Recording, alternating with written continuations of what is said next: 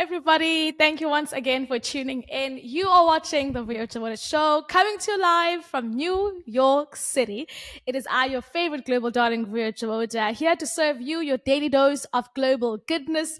Of course, bringing you good global guests, good global conversations, and of course, good global information is what we are doing right here on the show today. So I'm hoping that you are ready and you are in awe of what we have in store for you today because it's definitely going to be absolutely incredible. Don't forget to hit us up on social media. We are at the Vuyo Show across all social media platforms. Do share this particular conversation and, of course, some of the insights that you've learned from this conversation with our very special guest today, who, of course, is going to be helping us unpack a very interesting industry that I am so fascinated in. And I'm hoping that you are ready to receive what we have in store for you today. So sit back, relax, and, of course, let us enjoy the next couple of minutes together, you and I, of course, with our very special guest joining us all the way from Atlanta, Georgia. Of course, he's a sports and entertainment attorney. He's an NIL and intellectual property lawyer, NBA and NFL agent, a real estate attorney, and brokerage owner, and of course, a business lawyer. If you don't know who I'm talking about, then where have you been? It's the one and only JJ Poole. Boom, boom, boom, boom. Well, how do they do it in the NBA or the NFL when the players are about to go on and they're like cheering them up? JJ, how are you doing? Great, Vuyo. Good to see you. Great Good to see you. Yeah, It's been a minute. It's been a minute, right? It has. And it's so good to see how awesome you're doing, how the show is doing, and I'm so happy to be here and be in your presence. Thank you. Thank you for your time. Are you going to tell them the story of how we met, or should I? You should tell them. You should tell them. This is awesome. This is awesome. So, according to my understanding, maybe you have a different version of the story, but right. I'll tell them my story, and then you actually say if it's real or if I'm missing something. Right. So the year is 2021, right? And I have come to the US for the first time ever. My first stop is Atlanta. And I have enrolled to attend this very interesting event called the Revolt Summit. Right. And I'm there all on my own, and I'm just walking around. I think it was the first or the second day. I'm just walking around, and I just see this gentleman who I am thinking and assuming he's also there on his own. And I'm like, you know what? Let me say hi. Let me just introduce myself and say hi. And I said hi, and you were like, hey. Where you from? You sound funny. Well, I don't know if I said funny. And that's how we started. And ever since.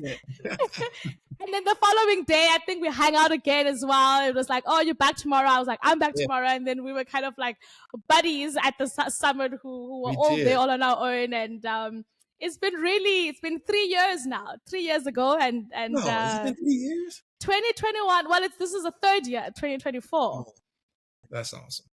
Is that the version you have as well? Well, that's somewhat of the version I have. Except for the part where you were the brightest star in the whole building or in the whole area, so full of energy, and it was hard not to notice you because of your energy. So that was a true story, but I wasn't the only one that noticed that good energy. Okay. But you were the only one that I was able to fully connect with that day. And we were, ever since it's really been trying to connect even further on social media.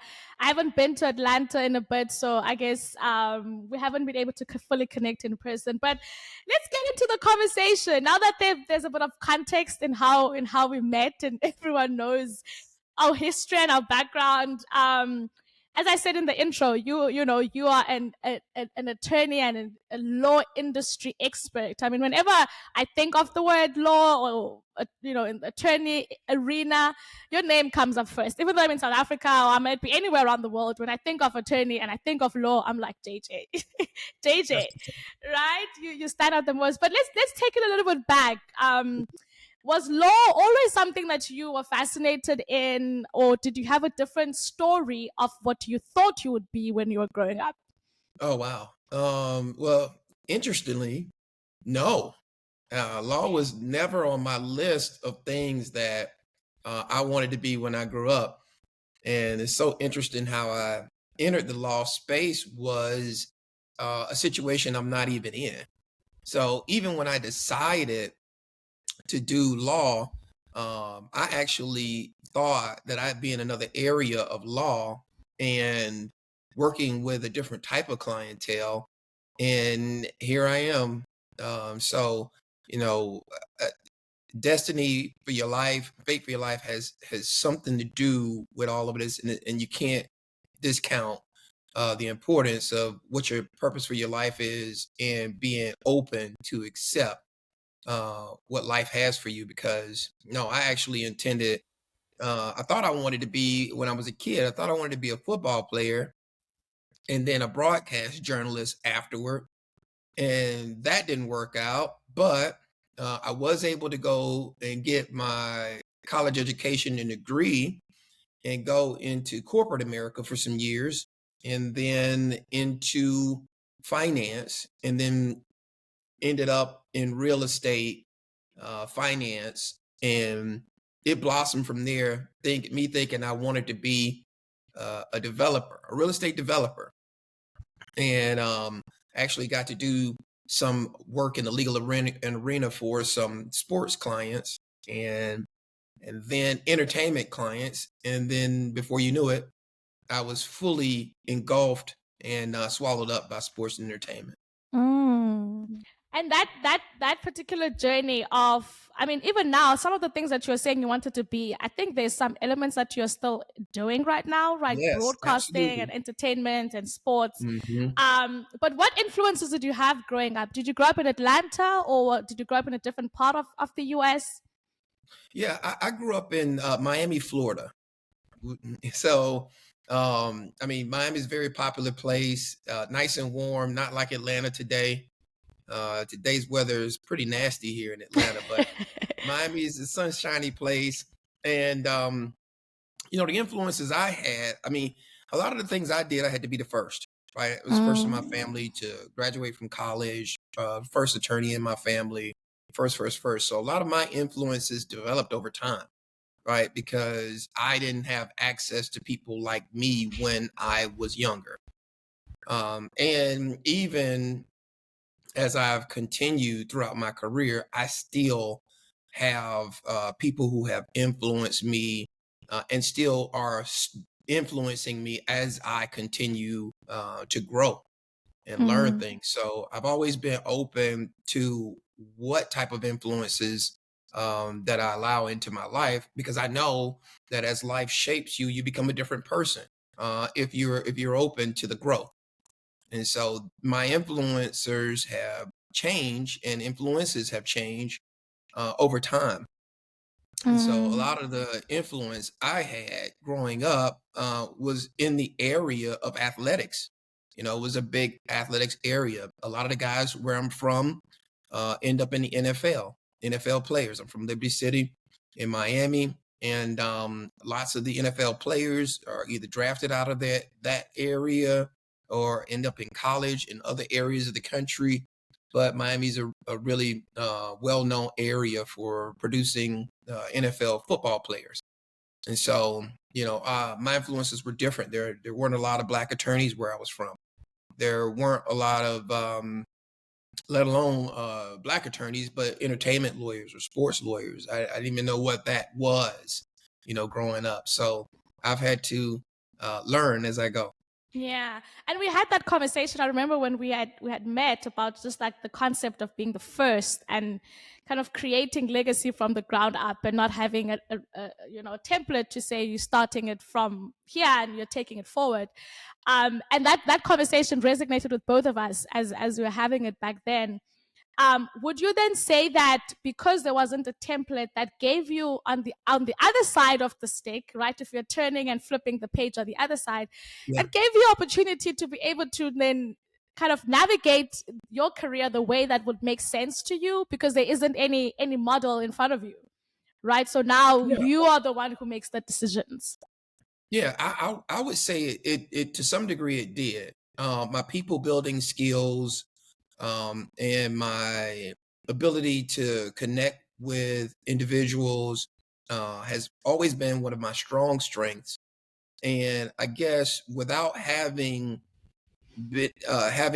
to have been things hold over my head as far as what an industry might require, I think I've had some freedom through my ignorance in order to be able to evolve in the way that would be most beneficial to me.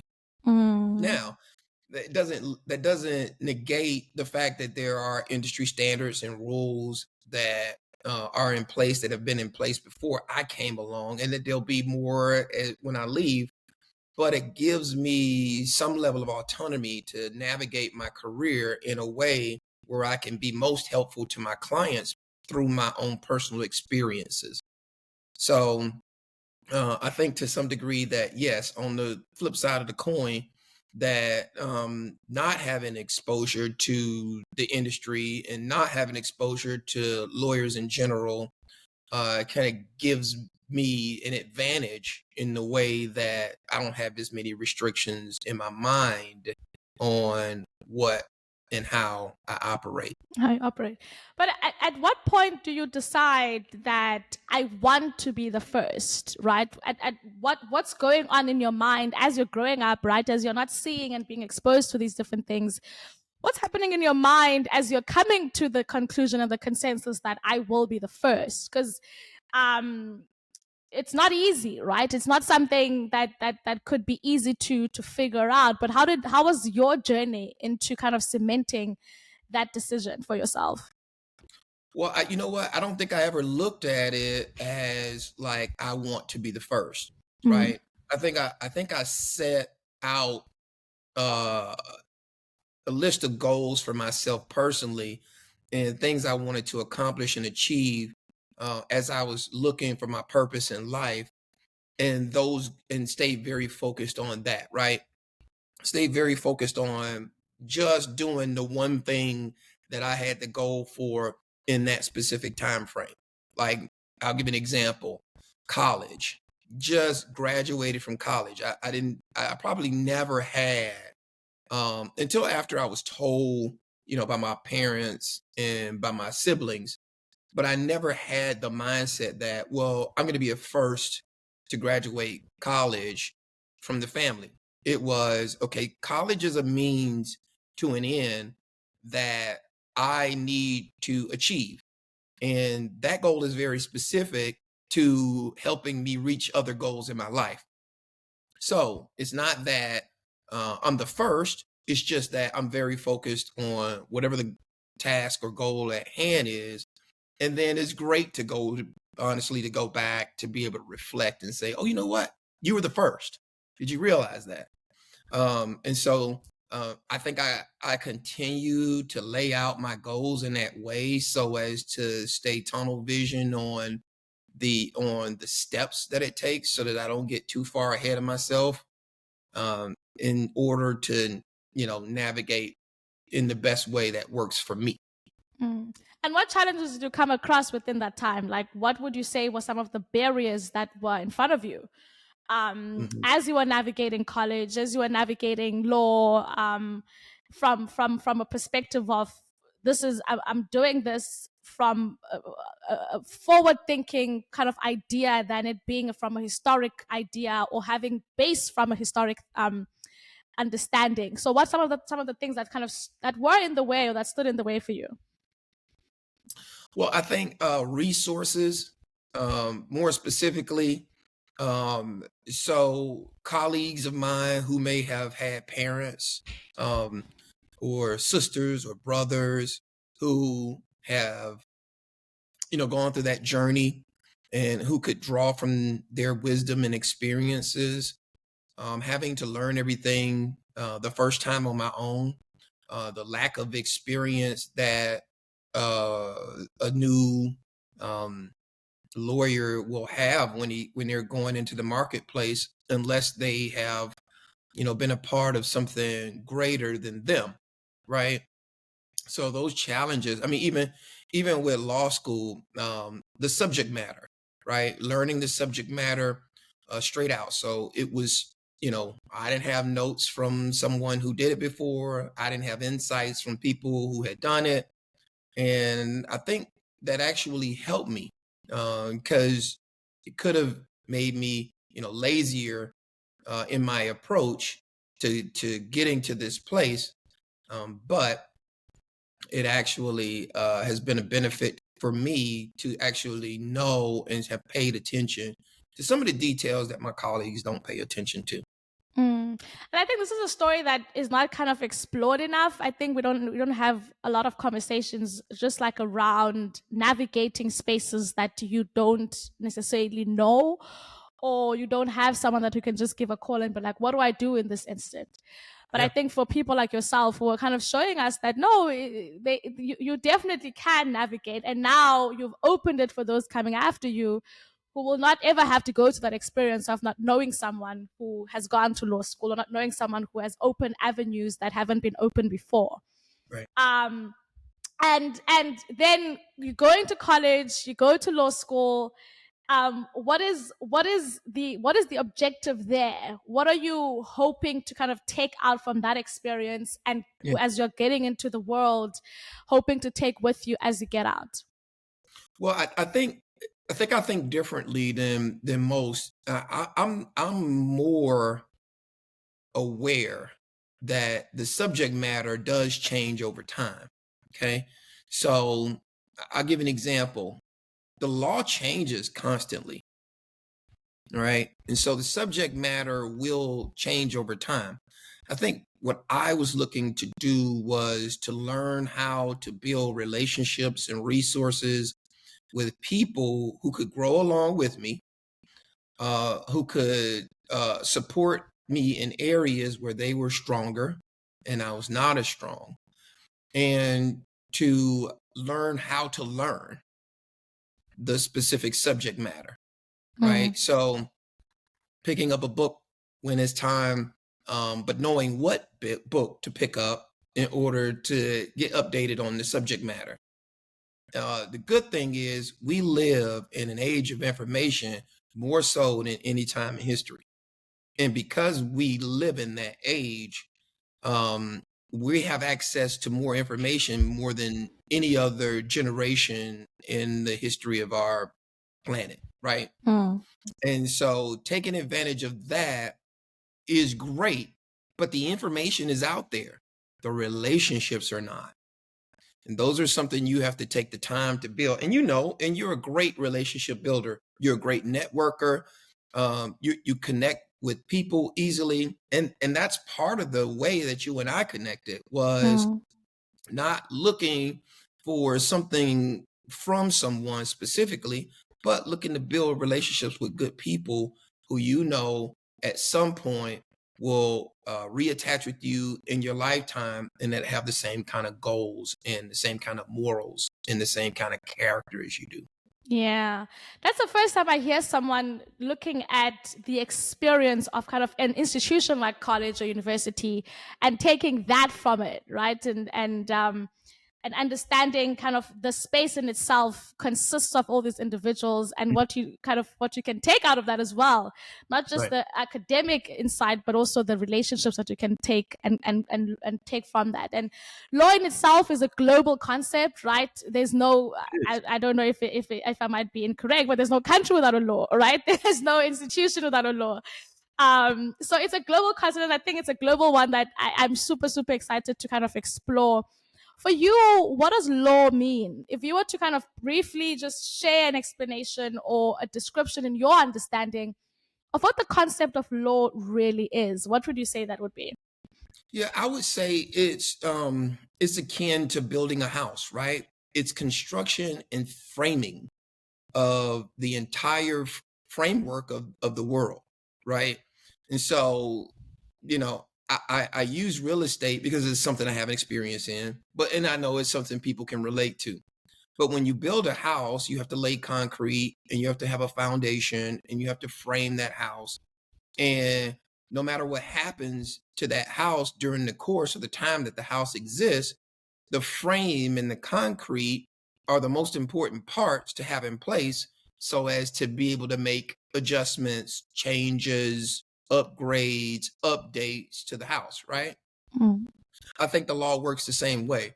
I think the law is the foundation and construction of our country and of our countries so as to give the people an opportunity to be heard, to give them an opportunity to be protected, to give them an opportunity to work together.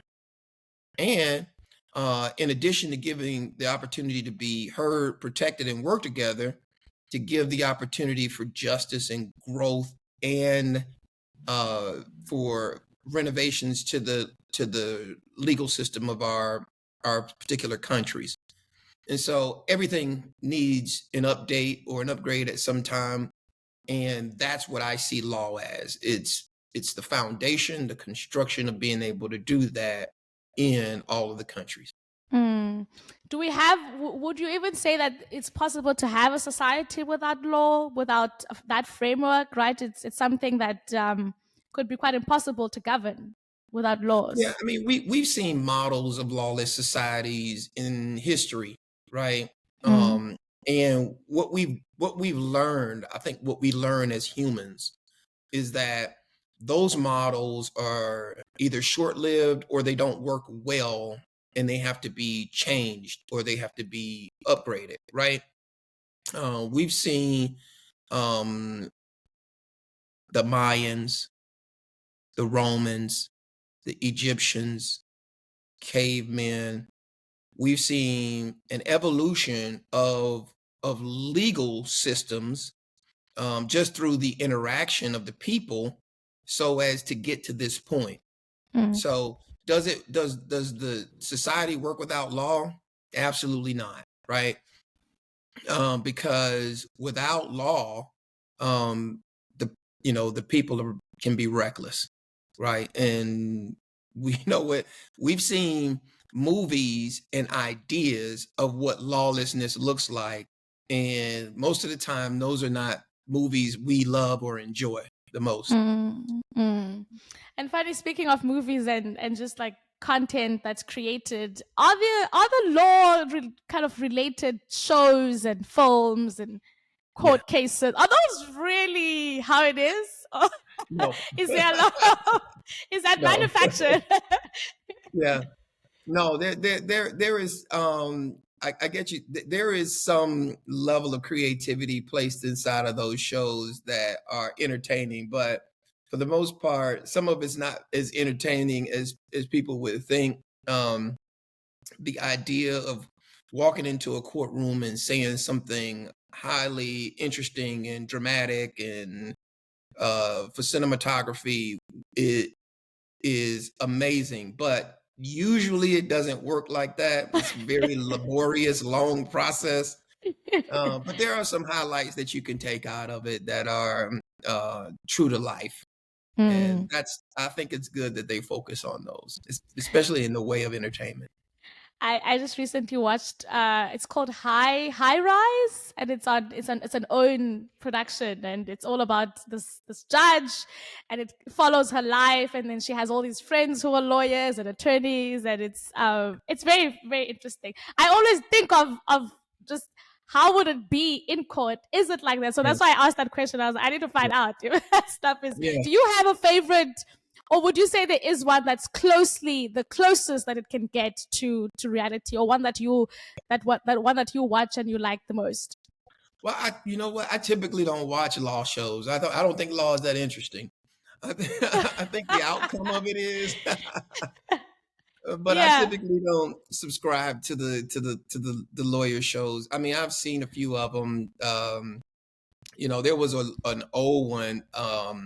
My mom used to watch Perry Mason, which was exciting to my mom. So that's one of the ones that come to mind. I know there was another one, Matlock, that was filmed out of Georgia, and then there now more recently there's a very popular one called Suits that people Suits. like.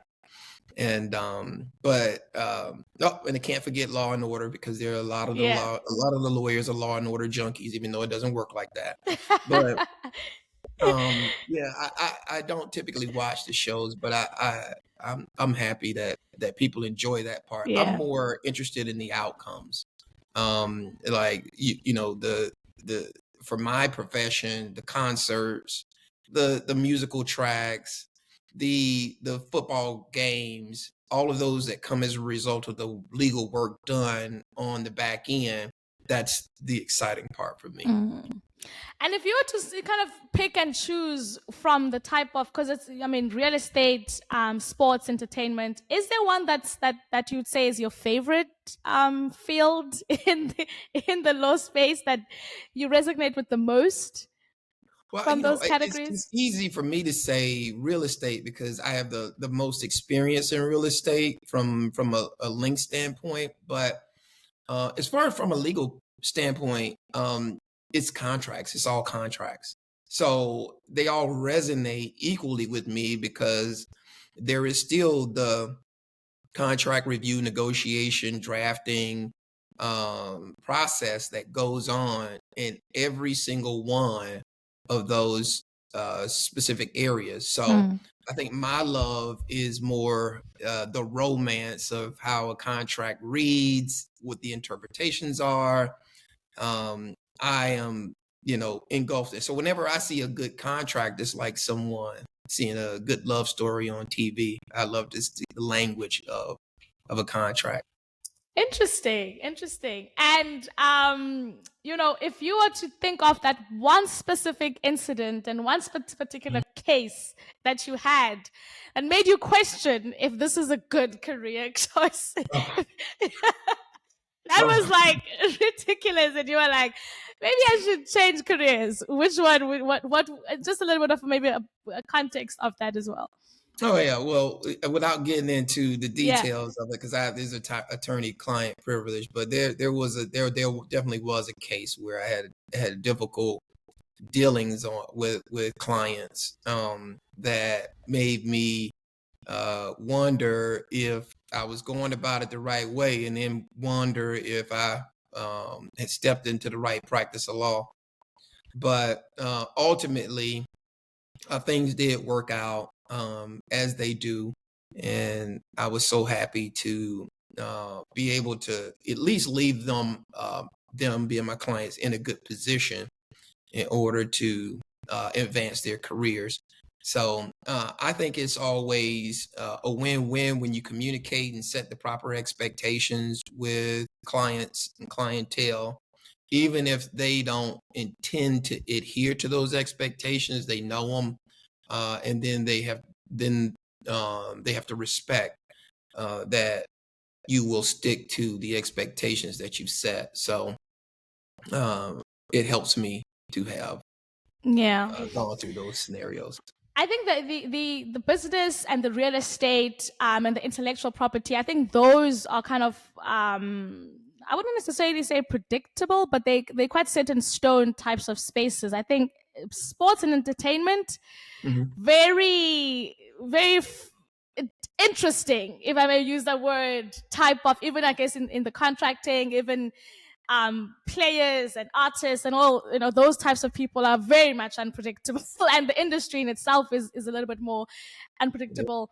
um do you find that as well? Do you find that, specifically sports and entertainment, working with artists, working with those types of individual and clients, it makes it a lot more easier or a lot more harder? Well, I tell you, it makes it fun, right? I tell Mm. you, you wake up, you don't exactly have I think I lost you there. Yes, I can hear you. Okay. Yes. You don't exactly have an idea how the scenario or the issue is going to turn out, right? And the fun part is finding out what the outcome will be, predicting through all of your experience and your work, what the outcome could be, and then actually finding out what it's going to be. So I don't know that it makes it easier or harder. You know what? I think it makes it easier.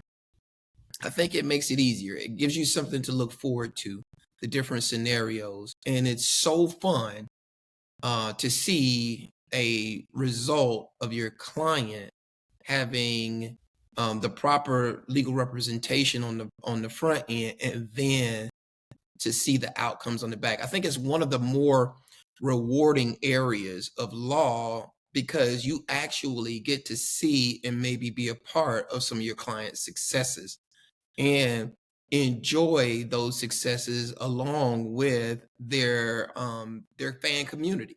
Mm.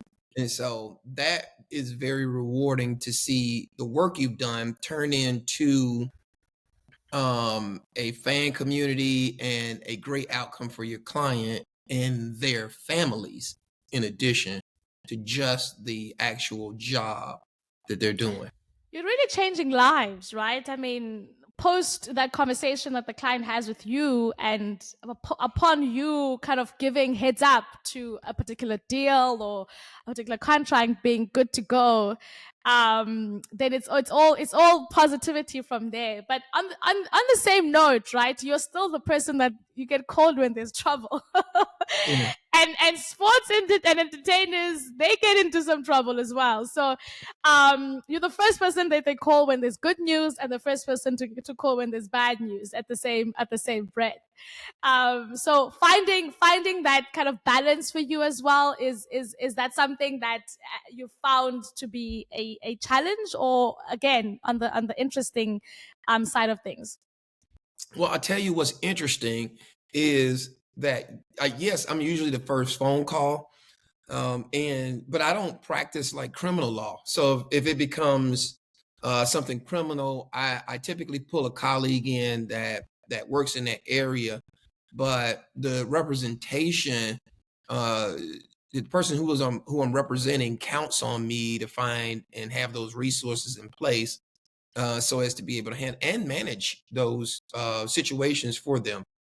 So um, it it's exciting to get the first phone call when there's a offer for a new agreement, endorsement agreement, to sell, juice or products or sign to a name, image, likeness deal.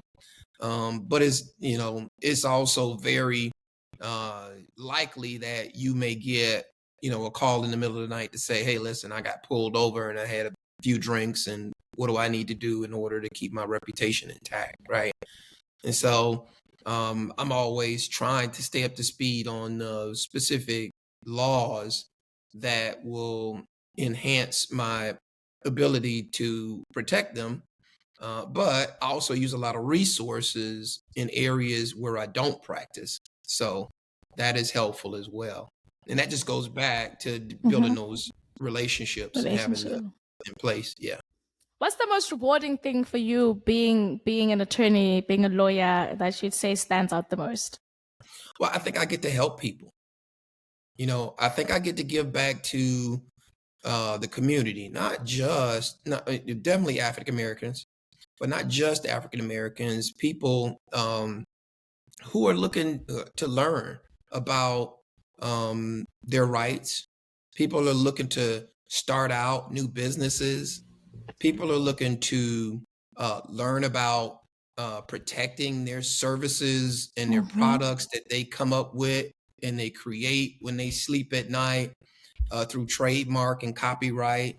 People who are looking to protect their talents, which, as you can find in history, many African Americans have been taken advantage of when it comes to the industry of talent and trademark and copyright and owning rights to the music that they create, the images that they create, the services that they provide, the inventions that they make.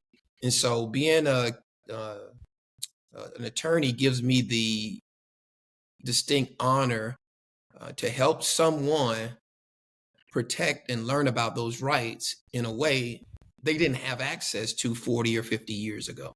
Mm. And what do you say, right, for someone who is watching or for someone who is listening, and they are wanting to understand how to best set themselves up, or how to best position themselves for, say, the sports industry, the entertainment industry, and using those specifically because there's often less information out for those two to kind of, in a legal and in a business perspective, for those two groups. how does one set themselves up if they want to be an entertainer, if they want to be a sports in the sports world, that they are best prepared for the industry, from a legal perspective? How would you say they should kind of go about doing that? Well, I mean, I deal with a lot of young guys, so who are very talented in what they do. And lots of the times I speak with the parents, and I always encourage the parents to have a sit down with their talented child and have discussions about what they want their life and their brand to look like. Um, and so I think the start of that is getting proper representation, right? And some parents know to do it, other parents don't know to do it. But finding a partner, find like an attorney. Um, it's harder to find uh, managers and agents that are regulated at a high level, like an attorney is, which kind of keeps the attorney from taking advantage of the scenario or situation. But it's definitely important to, if you're going to move in that direction and you have some interest from other people in your services and your talents, to build a team, starting with an attorney that has your best interest in mind and that is looking to understand how best to brand you as a person and your talent, and how your family actually wants the outcome to be, right? Starting with the end in mind, so to speak. And so I think if you're young, and you're looking to, promote your music on the internet, or if you're looking to become a professional athlete, start building those relationships now, to where you can, because not everybody has, the retainer to pay an attorney right away, but good relationships allow you to position yourself to have those relationships that will give you, the outcomes that you hope to have Make sure that those relationships are in place. in place. It's the year 2024. Yeah, JJ, there's a lot of hope and enthusiasm from many people around the world. right. What are you looking forward to this year? What are you hoping to kind of do and embark on and be part of this year? Consistency. Just developing a level of consistency in every area of my life. Consistency with my physical health and development, with my intellectual health and development, and my emotional health and development. I think we can all, each and every year, work on being more consistent, but um, the challenge is usually being intentional towards developing that consistency. So I think I'm excited about that, and bringing the law firm into a place of consistencies, the way we work with our clientele, and create a level of personal happiness for every client that we deal with. I've seen some of those success stories from your posts, from the clients that you work with. How is managing the business side of law and the Yeah, law side of law? Because I mean, those yeah. now you're marrying them by having your own law firm. So how is managing that in itself? Oh man, that's tough. It's Yeah, tough. It's two different hats. yeah. Um, Both require every ounce of your energy and understanding and commitment and dedication to it. Um, and they're very different. The good part about me managing and owning my own law firm is that in my law practice, I teach people how to become business owners. I teach people how to do exactly what I'm doing. And so it's rewarding from the standpoint that it's something that I can demonstrate and do well. And so I have incentive to do well on the business side of it, so that I can show from the operational practice side of it, my clients how to do well as well. So I think it's always a tough thing, managing employees and 1099s and payroll taxes and all the things that come with ownership versus someone who can just clock in every day at work and clock out when it's over. So yeah. But it's definitely the next frontier. I mean, it's the next level. So you're leveling up. That's all. That's great. That's great. I'm going to ask you a couple of global questions. We love all things global here on the show. So I'm going to ask you a couple of. It's all things that I'm hoping that you are going to be very quick to answer. Some might make you think about it, but I'm sure that you have those answers somewhere in there. Okay. Okay. The first question is, what is your favorite global destination? That's a good one. You know what? I went to Greece last year. Oh. Well, actually, I did a Europe trip. I went to Greece. I went to Paris, and then I also went to London. And in Greece, I went to 4 different areas, which was Santorini, Crete, Mykonos, and Athens. And I'll tell you, I don't know. I mean, I've been to Hawaii, but I don't know if I've found my favorite global destination yet, because I want to get home to the motherland. And that, for me, is at the top of my list in regards to goals. So I can't wait to see Africa and all it has to offer. I've heard so many awesome things about Africa. So I think I'm going to hold on that answer, because I think it's still yet to be discovered. It's still yet to be discovered. I hope because I mean the European countries you went to were all like very romantic cities. Were you there on a romantic trip or just? No, I was with a group of people. But it definitely now we're going to be planning your trip to Africa. Hopefully, very very soon we'll be making sure that you step into the. I'm sure you're going to definitely love it, of course, as well. Okay, so you've told me your favorite global destination, which is potentially Africa, somewhere in Africa. I'm going to put Cape Town, South Africa, because that's where I'm from. So I'm going to put that in there for you. All right. Your favorite global brand or product? Whew. Now, this is hard for an attorney to do, because attaching to a specific brand, it excludes other brands.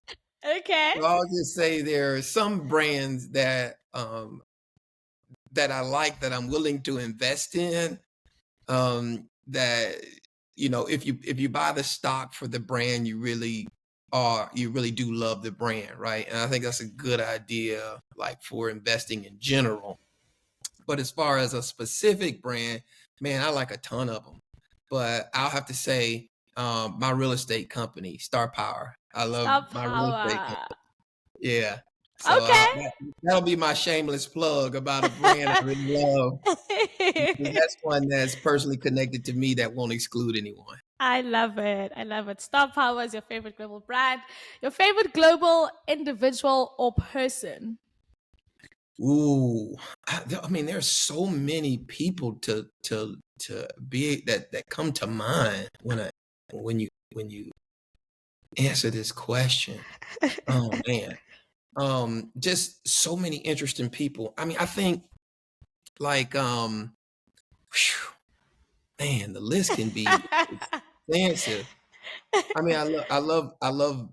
I mean, because I'm a lawyer, and because the Clintons are lawyers and the Obamas are lawyers, I think I find those figureheads very, very interesting, right? But then I also find, like, kings and princes interesting, but I don't have enough experience in travel to say whether or not one king is better than the other, or one country is better than the other, or one person's better than the other. Yeah.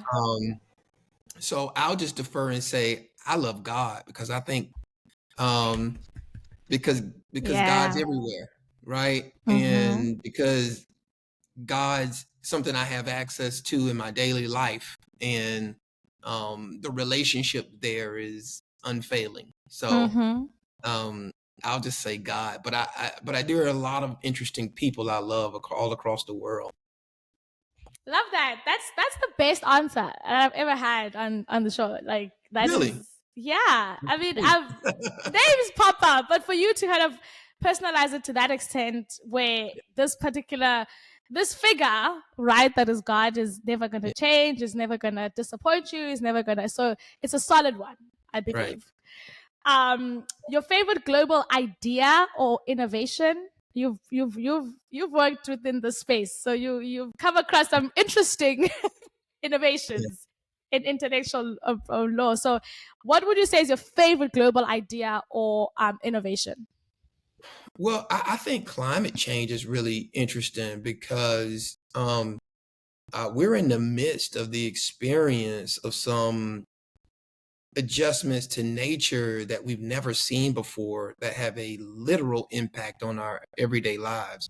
I mean, with the development of superstorms and some things we've never seen happen on this planet before, I think climate change is very interesting just because humans' behavior have an impact on how we live. So whether or not I'm here today and gone tomorrow, it'll definitely be something that exists as long as the planet is in place.